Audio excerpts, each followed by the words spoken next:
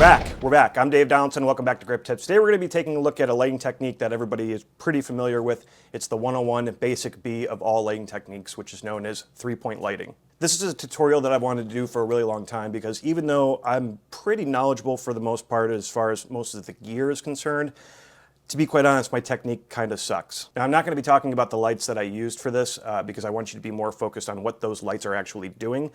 So from that, we take you here. Three-point lighting, as the name implies, is when you use three lights to light your subject and is the 101 of techniques. The three lights being the key light, the fill light, and the backlight. First up, we'll set up the key light. This is going to be the main source of light that is hitting our actor. Generally, it's set up camera right or camera left, and it's taller than the actor. Now, this next part you don't really have to do, as it is entirely up to you and your artistic style.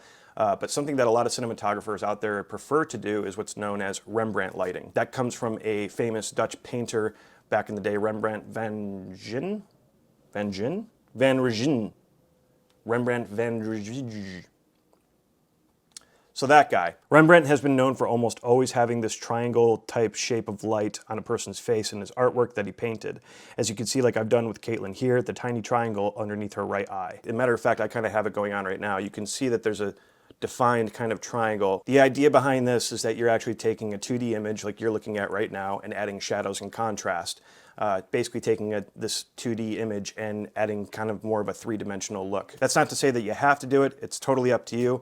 But anyway, moving on. Next up we have the fill light, which is placed on the opposite side of the camera in comparison to the key and is designed to fill in the shadows of the actor's face, but it's not powerful enough to take away from what the key is doing.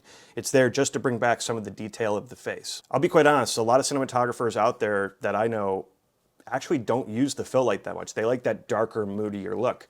But this is a way to bring back detail into your actor's face. Last but not least, we have the backlight. This is the third light, and it's just there to separate the actor from the background. As you can see on Caitlin here, we have this really harsh blue edge all the way around her, and it kind of, again, removes her from the background so that your focus as the audience member is directed solely on her. So there you have it. Key, fill, back, and that's lunch.